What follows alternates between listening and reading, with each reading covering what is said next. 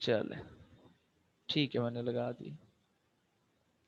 सो हम ट्रीडोफाइट्स को पढ़ रहे थे, तो मैंने आपको ये थोड़े से करेक्टर्स बताए हैं कि ये वॉस्कुलर प्लांट्स होते हैं, इनको हम क्रिप्टोग्राम्स भी कहते हैं, और इनकी प्लांट बॉडी स्पोरोफाइट है।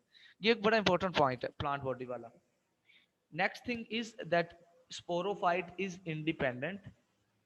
अगेन हम इनको ब्रायोफाइट से यहाँ पे डिफ्रेंशिएट कर रहे हैं कि ब्रायोफाइट्स के अंदर स्पोरोफाइट शुरू में डिपेंडेंट थी।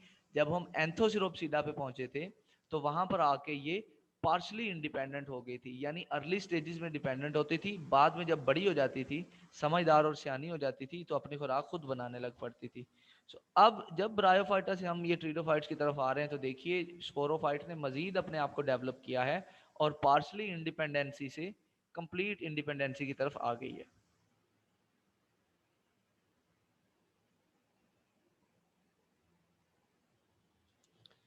अच्छा जी, आगे अगर चले तो अब हम इनकी जनरल स्ट्रक्चर की थोड़ी सी बात करेंगे। ये टेरेस्ट्रियल प्लांट्स होते हैं, ये आपको पता ही होना चाहिए, ये जनरल सी बात है कि अब ब्रायोफाइट से इवॉल्व हुए हैं तो अब इन्होंने अल्टीमेटली जो है वो जमीन ही की तरफ आना है ना जी। जनरल स्ट्रक्चर जी, इनमें बहुत सारे करेक्टर ऐसे हैं जो देखिए आप देखिएगा कि ब्रायोफाइट्स में नहीं थे। Epidermis is covered by cuticle, उनमें क्यूटिकल नहीं होती थी ब्रायोफाइट्स में, सिवाय ए ग्रुप एंथोसोरोप्सिडा के। Xylem phloem are present, phloem और जाइलम प्रेजेंट होते हैं, ब्रायोफाइटा में नहीं थे।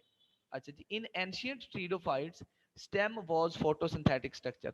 अब यहाँ पर थोड़ा सा डिफरेंस है ट्रीडोफाइट्स के अंदर भी। ये ट्रीडोफाइट्स का जो ग्रुप है ना ये काफी डाइवर्स है, और जो इसके एंशियंट मेंबर्स थे जो एक्सटिंक्ट हो चुके हैं अब, उनमें जो स्ट्रक्चर्स होती थी ना जी वो बहुत सिंपल थी, यानी उनमें लीव्स नहीं थे। ये लीव्स जो हैं ये बाद में ट्रीडोफाइट्स के अंदर आके डेवलप हुए। जो इनिशियल ट्रीडोफाइट्स थे उनके अंदर लीव्स नहीं होते थे, और उनके अंदर जो स्टेम थी वो फोटोसिंथेटिक आर्गन होती थी इनिशियल ट्रीडोफाइट्स के अंदर, जो अब एक्सटिंक्ट हो चुके हैं। और जो हायर ट्रीडोफाइट्स हैं जो आजकल मौजूद हैं, जो एडवांस्ड हैं, उनके अंदर फिर बाद में लीव्स बनना शुरू हो गए। तो ये जो डेवलपमेंट ऑफ लीव्स है, ये फिनोमेना भी ट्रीडोफाइट्स के अंदर आके हुआ था, ये बात भी आपने याद रखनी है। अब ट्रीडोफाइट्स के अंदर हमें दो तरह के लीव्स बनने देखने को मिलते हैं। अब देखिए ना कि यहाँ लीव्स की एवोल्यूशन हो रही है, तो ऐसा तो नहीं हुआ होगा कि यकदम ही अ, एक ऐसा प्लांट जिसमें लीव नहीं है उससे ऐसा प्लांट इवॉल्व हो गया होगा जिसमें कंप्लीट अच्छे बड़े बड़े लीव्स हों, तो ऐसा ऑब्वियसली नहीं हुआ होगा। लीव की एवोल्यूशन स्टेप बाय स्टेप हुई होगी। तो कहा जाता है कि दो तरह के लीव्स बने थे in the process of evolution. पहले ऐसे लीव्स बने जो जिनका साइज छोटा था और वो स्केल्स की तरह थे, और उनसे फिर आगे ऐसे लीव्स बने जिनका साइज बड़ा था और वो बड़े कॉम्प्लेक्स लीव्स थे जिनको हम ट्रू लीव्स भी कहते हैं। सो इन ट्रीडोफाइट्स के अंदर हमें वो दोनों तरह के लीव्स देखने को मिलते हैं।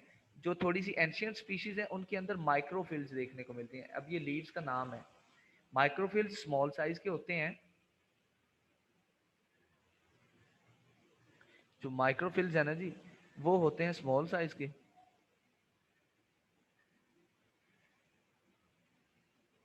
एक सेकंड दीजिए मुझे।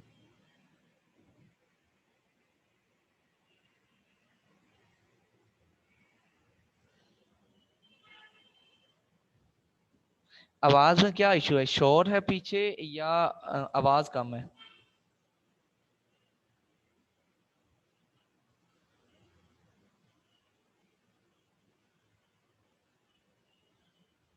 अच्छा, मैं ना हैंड फ्री उतार के चेक करता हूँ, फिर आप लोग मुझे बताइए।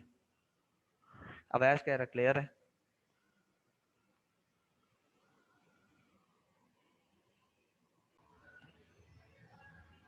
जी, ये माइक्रोफिल और मेगाफिल के हवाले से एक चीज़ मैं आपको बता दूं कि एफएससी में ना एक बड़ा खूबसूरत टॉपिक है किंगडम प्लांटी में, चैप्टर नंबर आई थिंक 9 है एफएससी पार्ट 1 का।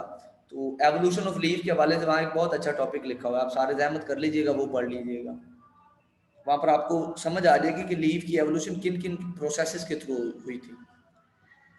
हमने ये लीव्स की थोड़ी सी बात कर ली है इनके ट्रीडोफाइट्स के। अभी हम इन जनरली चल रहे हैं, ग्रुप्स के ऊपर हम नहीं गए। अब मैं आ गया हूँ लाइफ साइकिल के ऊपर और रिप्रोडक्शन के ऊपर। हम ये समझने की कोशिश करेंगे कि इनके अंदर लाइफ साइकिल किस तरह चलता है और रिप्रोडक्शन किस तरह से होती है। एक तो अब हमने एक चीज अपने ध्यान में बिठा लेनी है कि अब यहाँ से आगे हमने जितने भी प्लांट्स पढ़ने हैं ऑनवर्ड्स फ्रॉम ब्रायोफाइटा, उनके अंदर 2 जनरेशन होनी है, एक स्पोरोफाइट होनी है, एक गेमेटोफाइट होनी है। स्पोरोफाइट स्पोर प्रोड्यूस करेगी, वो जो स्पोर्स हैं जर्मिनेट करके गेमेटोफाइट बनाया करेंगे, गेमेटोफाइट गेमीट्स बनाया करेगी, उन गेमीट्स की फ्यूजन हुआ करेगी, फर्टिलाइजेशन हुआ करेगी और अगेन स्पोरोफाइट बन जाया करेगी। तो यही सीक्वेंस ही चलते रहना है हर एक प्लांट के अंदर। जो थोड़े बहुत डिफरेंसेस हुआ करेंगे ग्रुप्स में वो हम डिस्कस कर लिया करेंगे। अब इसके लाइफ साइकिल में हम दोनों जनरेशंस को बारी बारी डिस्कस करेंगे। पहले हम स्पोरोफाइट को करने लगे हैं। This forms the vegetative part of plant. मैंने आपको पहले भी बताया कि इस ग्रुप के अंदर जो प्लांट बॉडी है that is actually sporophyte and it is dominant, ज्यादा अर्से तक यही होती है। यहां पर जी अब there are 2 forms of sporophyte. Again अब ये लीव्स के हिसाब से स्पोरोफाइट की 2 टाइप्स की गई हैं ट्रीडोफाइटा के अंदर, माइक्रोफिलस और मेगाफिलस। अब वो स्पोरोफाइट जिसके लीव्स जो हैं वो स्मॉल और स्केल लाइक होते हैं, उस स्पोरोफाइट को हम टर्मिनोलॉजी में माइक्रोफिलस स्पोरोफाइट कहते हैं, और वो स्पोरोफाइट जिसके लीव्स बड़े और प्रोमिनेंट होते हैं उसको मेगाफिलस कहते हैं। Spores are produced on sporangia, बिल्कुल यही होना है, कोई नई बात तो नहीं है, स्पोर्स स्पोरेंजिया में ही बनते हैं। अच्छा, स्पोरेंजिया की ना स्पोरेंजिया की कुछ टाइप्स हैं बेस्ड ऑन देयर पोजीशन। एक टाइप है जी ट्रीडोफाइटा के अंदर स्टैक्योस्पोरस। अगर स्पोरेंजिया लीव्स के दरमियान में है, यानी एक लीव और दूसरा लीव, जैसे आपकी उंगलियां होती हैं 2, तो आपकी दोनों उंगलियों के जो दरमियान की जगह है, उंगलियों के लीव्स फर्ज कर लें और उनके जो दरमियान की जगह है फर्ज कर लें, वहां पर अगर स्पोरेंजिया अटैच हो जाता है आके, उसको एक्साइल बोलेंगे। Then we will say that this sporangia is stachyosporous. और अगर स्पोरेंजिया लीव के ऊपर लगता है तो फिर हम बोलेंगे कि ये स्पोरेंजिया जो है ये जी फाइलोस्पोरस स्पोरेंजिया है। तो ये याद रखिएगा एमसीक्यूज के हवाले से। अच्छा, leaves which bear sporangia are called sporophylls. Sporangiophylls या स्पोरोफिल्स उनको कहते हैं। मुझे लगता है कि मैं उनका नाम लिखना भूल गया हूं।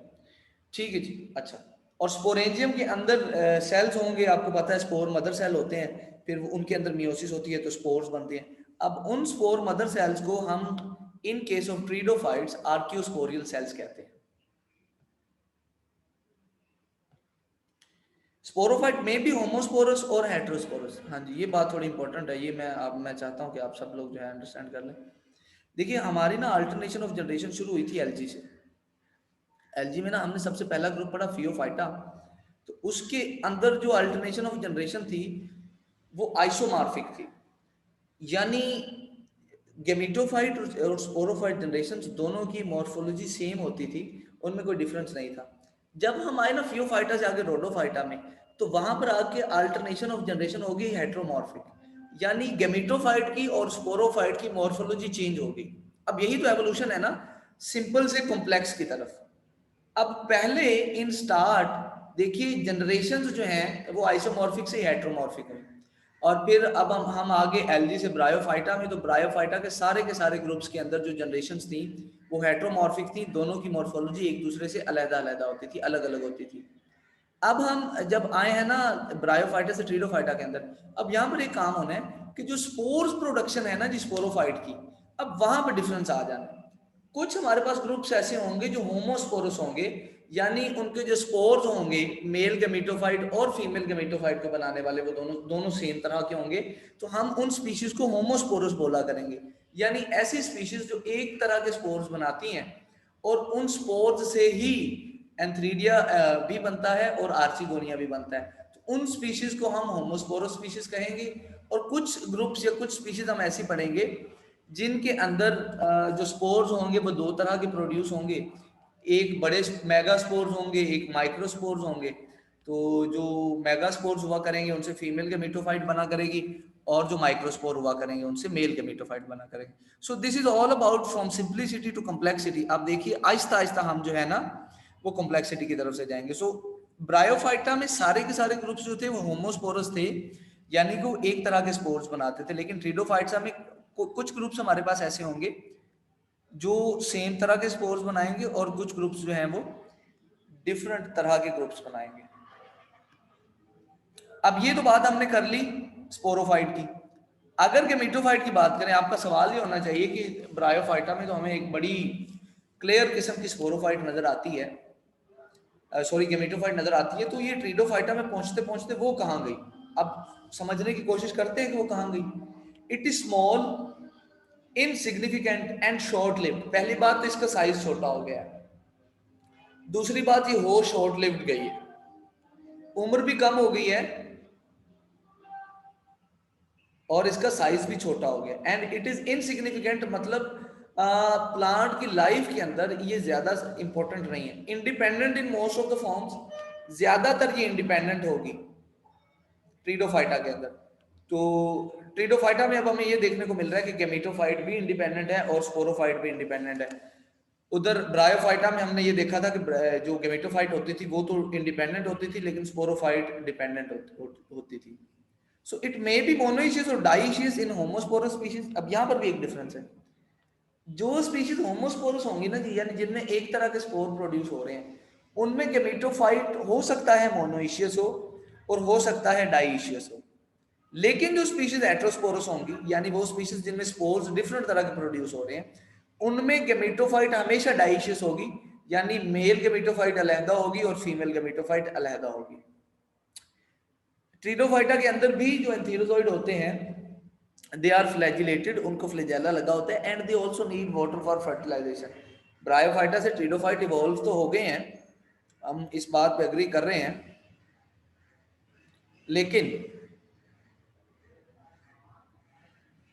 लेकिन अभी भी कुछ ग्रुप्स ऐसे होंगे ट्रीडोफाइटा के जो हम पढ़ रहे होंगे कि उनके अंदर उनको फर्टिलाइजेशन के लिए पानी चाहिए होगा।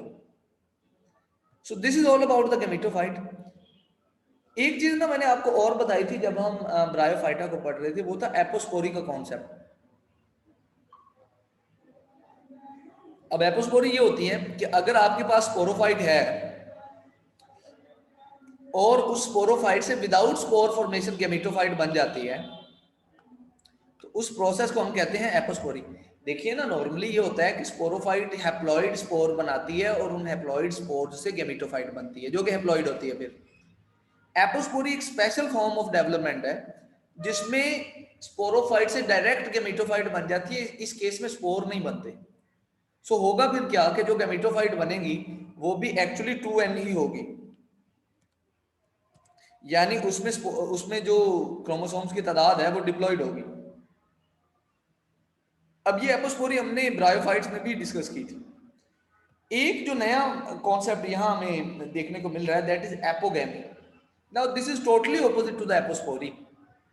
इस केस में क्या होता है कि आपके पास गेमेटोफाइट मौजूद है, उससे डायरेक्ट स्पोरोफाइट बन जाएगी without formation of gametes and zygote. यानी गेमेटोफाइट का कोई एक सेल जो है वो ये शरारत करेगा और वो कन्वर्ट हो जाएगा स्पोरोफाइट में। अब इस केस में ना तो गैमीट बने और ना जाइगोट बना। सो होगा क्या, जो स्पोरोफाइट आपके पास बनेगी बेचारी वो 1n होगी, वो हैप्लॉइड होगी। सो ये दो टर्म्स जो हैं एपोस्पोरी और एपोगैमी, ये याद रखने की चीजें हैं, एमसीक्यूज के हवाले से आ सकती हैं। अगर इनमें कोई कंफ्यूजन हो तो आप मुझे अभी क्लियर कर लीजिए। So this was all about the general introduction of pteridophyta. हमारे पास जी 4 ग्रुप्स हैं ट्रीडोफाइटा के। पहला साइलोप्सिडा, लाइकोप्सिडा, फिनोप्सिडा और टिरोप्सिडा। हम इंशाल्लाह इनको 1 बाय 1 अभी डिस्कस करने लगे हैं। ओरिजिन के बारे में जैसे मैं आपको पहले बता रहा था कि एवोल्यूशन जब हम पढ़ते हैं तो वहां पर 3-3, 4-4, 5-5 स्कूल्स ऑफ थॉट्स होते हैं जिनके डिफरेंट ख्यालात होते हैं एवोल्यूशन के बारे में कि कौन सा ग्रुप किस ग्रुप से इवॉल्व हुआ है। लेकिन हम अभी क्योंकि एवोल्यूशन को स्टडी नहीं कर रहे, मैंने सोचा है कि उस पर हम एक अलहदा से लेक्चर करेंगे। सो अभी अपनी जनरल अंडरस्टैंडिंग के लिए हम यही याद रखेंगे कि जो ट्रीडोफाइट्स हैं ये ब्रायोफाइटा से बने हैं। और ये हम क्यों कहते हैं, क्योंकि बहुत सारी सिमिलैरिटीज हैं ब्रायोफाइटा और ट्रीडोफाइटा के अंदर, और बहुत सारे पॉइंट्स ऑफ डिफरेंसेस ऐसे हैं जिनसे ये अंदाजा हो सकता है कि शायद ये जो है ब्रायोफाइटा से ही इवॉल्व हुए हों। सो पहला ग्रुप है हमारे पास दी साइलोप्सिडा। अब मैंने इन ग्रुप्स की अरेंजमेंट इस तरह से बनाई है कि सबसे पहले मोस्ट एंशिएंट ग्रुप्स हैं, सबसे पुराने हैं, सबसे सादा हैं, और सबसे एंड पे हम सबसे एडवांस्ड ग्रुप पढ़ेंगे जो कि स्लेजिनेला वाला होगा। सो पहला group psilopsida, they are vascular plants without true leaves and roots. जी अब देखिए ये ऐसे प्लांट हैं, वास्कुलर हैं लेकिन इनमें लीव्स और रूट्स नहीं होते। पहला जो हमारा डिफरेंस है ना जी ब्रायोफाइटा से ट्रीडोफाइटा का, वो लीव्स का नहीं है या सीड का नहीं है, ये याद रखिएगा। ट्रीडोफाइटा का ब्रायोफाइटा से जो पहला डिफरेंस है वो वास्कुलर बंडल्स का है, कि इनमें जाइलम और फ्लोएम बन गए थे जो ब्रायोफाइटा में नहीं थे। सो जैसे ही जाइलम और फ्लोएम बने, ट्रीडोफाइटा ब्रायोफाइटा से एक डिफरेंट ग्रुप बन गया। अब ये हैं तो वास्कुलर प्लांट्स साइलोपसीडा, लेकिन इनमें ना तो लीव होता है और ना ही रूट होती है। They are the earliest group of pteridophytes, जैसे कि मैंने आपको पहले बताया, and mostly are extinct now, ज्यादातर की जो है नमाज जनाजा पढ़ी जा चुकी है। फॉर एग्जाम्पल राइनिया एंड कुक्सोनिया, ये इस तरह की स्पीशीज जो है ये ऑलमोस्ट खत्म हो चुकी हैं। इस पूरे ग्रुप में से सिर्फ दो जेनरा ऐसे हैं जो अभी तक लिविंग हैं, एक है जी साइलोटम और दूसरा है मैसिपटेरस। अगर हम साइलोपसीडा के स्पोरोफाइट की बात करें तो जैसे मैंने आपको ऊपर बताया कि ना इसमें रूट होती है और ना लीव्स होते हैं, तो ये चीजें नहीं होती। तो रह क्या गया, स्टेम रह गई, स्टेम होगी, स्पोरेंजिया होंगे। हम समझने की कोशिश कर रहे हैं कि अगर रूट और लीव नहीं है तो बाकी क्या क्या चीज हो सकती है इसके अंदर। तो स्टेम होगी, ठीक है मान लेते हैं, स्टेम के ऊपर स्पोरेंजिया लगे होंगे, ये भी हो सकता है। और रूट नहीं है तो फिर रूट की जगह राइजोइड होंगे, जो आपको पता है रूट लाइक स्ट्रक्चर्स होती हैं और एब्जॉर्प्शन ऑफ मिनरल्स का काम करती हैं जमीन से। अच्छा जी, गैमेटोफाइट, जी किसी को क्वेश्चन है?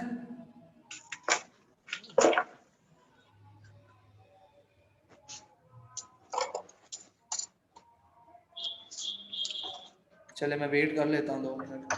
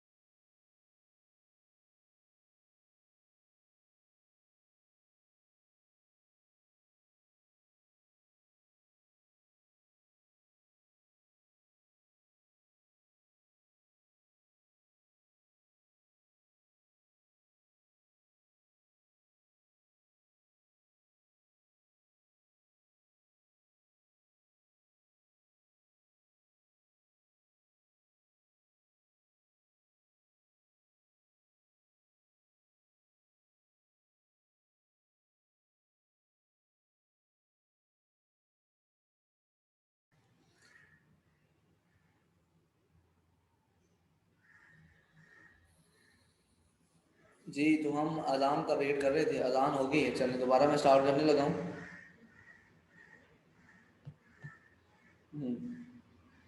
ठीक हो गया। सो हम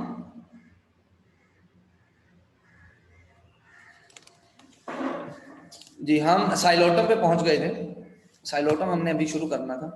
मैं आपको ये बता रहा था कि स्पोरोफाइट तो हमने डिस्कस कर ली कि उसमें ना तो रूट होते हैं और ना ही लीफ होते हैं। अब पूरे ट्रीडोफाइटा में ना हमारा जो फोकस रहेगा वो स्पोरोफाइट के ऊपर ही रहेगा, क्योंकि गैमेटोफाइट जो है वो बहुत शॉर्ट लिव्ड है और इनसिग्निफिकेंट है, सो हम उसको नहीं पढ़ेंगे। यहाँ पर मैं आपको एक और चीज बता दूं, सारे के सारे ट्रीडोफाइटा के अंदर, ऑलमोस्ट सारे ट्रीडोफाइटा के अंदर जो गैमेटोफाइट है वो अंडरग्राउंड रहेगी। यानी देखिए कि स्पोरोफाइट ने स्पोर प्रोड्यूस किया और वो स्पोर जाके हवा के जरिए कहीं जमीन पे गिर गया। अब उस स्पोर ने वहां जर्मिनेट करनी है और बनानी है गैमेटोफाइट। अब ये जो पूरी गैमेटोफाइट बनेगी ना, और उसके ऊपर एंथ्रीडिया और आर्चिगोनिया बनेंगे और फिर फ्यूजन होगी और फिर फर्टिलाइजेशन होगी, और ओस्पोर बनेगा या जाइगोट बनेगा। अब यहाँ तक का जितना भी प्रोसेस है ये अंडरग्राउंड ही हो जाएगा। ना तो गेमेटोफाइट नजर आएगी जमीन के ऊपर, और ना ही उसके कुछ सेक्स ऑर्गन्स नजर आएंगे, और ना ही हमें फर्टिलाइजेशन होती नजर आएगी।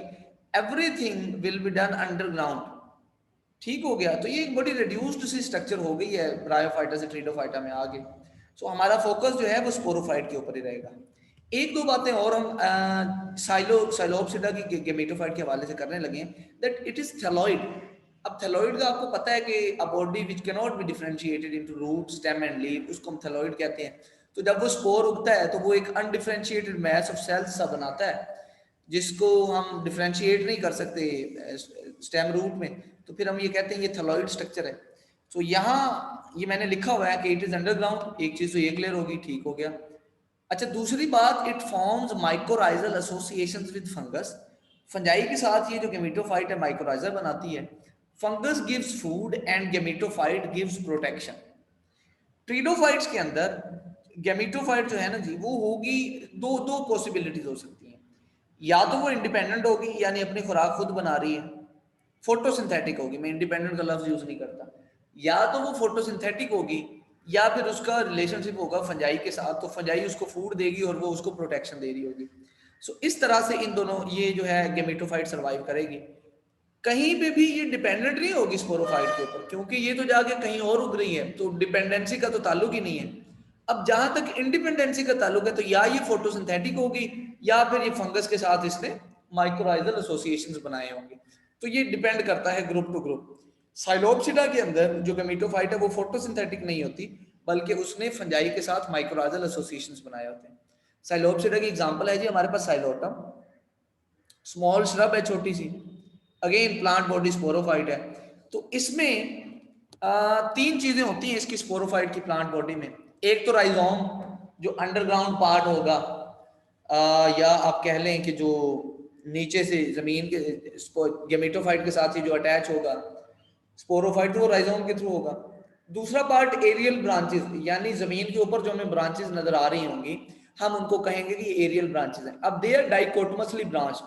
अगेन देखिए ब्रायोफाइटा से हम इनको कनेक्ट करने लगे हैं कि हमने ब्रायोफाइटा में पढ़ा था कि ब्रायोफाइटा के बहुत सारे रिप्रेजेंटेटिव्स के अंदर डाइकोटमसली ब्रांच्ड स्टेम होती है, यानी ऐसी स्टेम होती है जो एक से दो ब्रांचेस में, दो ब्रांचेस से चार ब्रांचेस में, चार ब्रांचेस से आठ ब्रांचेस में डिवाइड हो रही होती है।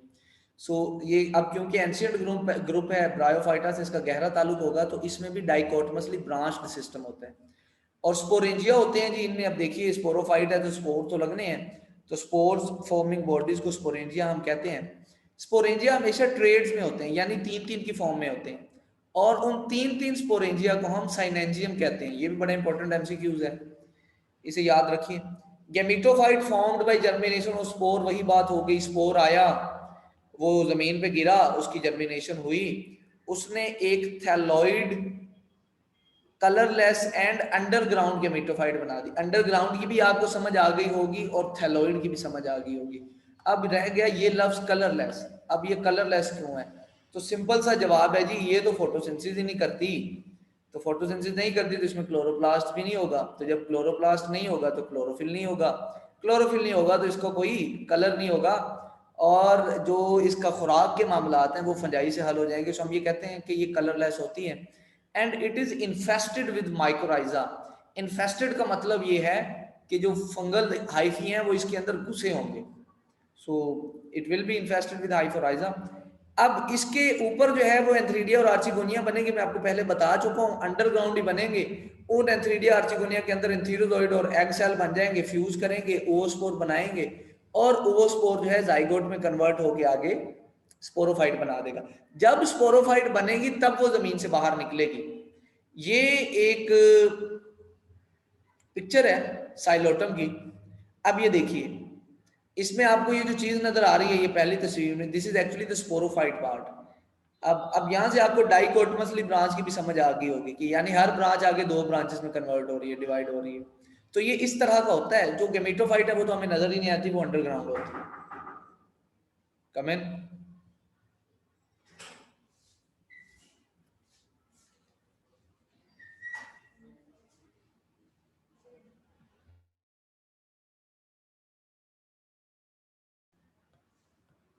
जी, तो ये भी बात हो गई। अब जरा नीचे वाली डायग्राम देखें, यहाँ से आपको स्पोरेंजिया वाली बात भी क्लियर हो जाएगी। ये जो ऑरेंज ऑरेंज कलर के, अगर मैं कलर सही बता रहा हूँ आपको, ये जो ऑरेंज ऑरेंज कलर के आपको नजर आ रही है structures, they are actually the groups of sporangia, इनको सेनेंजियम कहते हैं। ये तीन तीन स्पोरेंजियम जो है ये इकट्ठे मौजूद होते हैं। एक सेकंड दीजिएगा मुझे।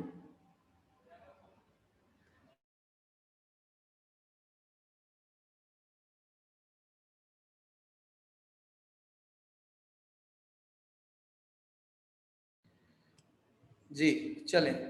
तो ये भी एक बात हमारी क्लियर हो गई। इसके बाद अब ये देखिए, यहाँ पर राइजोम्स भी नजर आ रहा होगा आपको। सो this is basically the rhizome, वो पार्ट जिसके थ्रू ये स्पोरोफाइट अंडरग्राउंड उसके साथ अटैच होती है गेमेटोफाइट के साथ, उसको हम राइजोम बोलते हैं। फिर राइजोम से ये एरियल ब्रांचेस निकलती हैं और इनके ऊपर ऐसे स्पोरेंजिया लगते हैं। रिप्रोडक्शन जी,